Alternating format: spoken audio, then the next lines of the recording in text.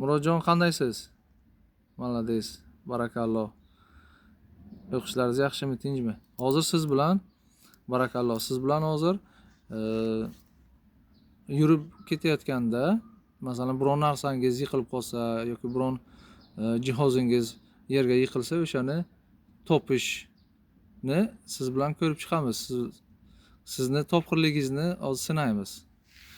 Yaxshilab e'tibor berasiz. Men biron jihozni tashlayman, misol uchun kalitingiz tushgan bo'lsa, qanday topish kerak? Demak, boshlaymiz. Men o'sha jihozni tashlayman. Siz albatta o'zingizni mahoratingizni ko'rsatishingiz kerak. Diqqatli bo'ling. Ketdi. Qo'l bilan izlashmaysizmi? Noto'g'ri bo'ldi shu yerda. Barakalloh. Hech qachon qo'l bilan izlamaymiz narsani, buyumni, xo'shmi?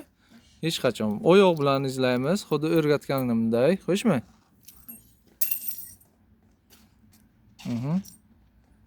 Barakalloh. Yaxshi. E'tiborli bo'lamiz. Oyoq bilan izlaymiz, oyoq bilan. Barakalloh. Topqirligingizga 5 baho. Yana e'tibor beramiz.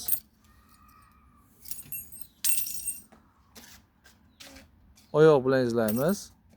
Qo'l bilan olamiz. Nima uchun oyoq bilan izlaymiz, qo'l bilan topamiz? Agar buni ashoqqa turgan bo'lsa, buni qilib izlaymiz, biron joyga shiqir ovozi eshitilsa, shu yoqdan olamiz. Qo'l bilan nima uchun qidirilmaydi? Sabab? Chunki uni qo'l bilan qidirish mumkin emas. Agar qo'l bilan qidirsangiz, u nima bo'ladi?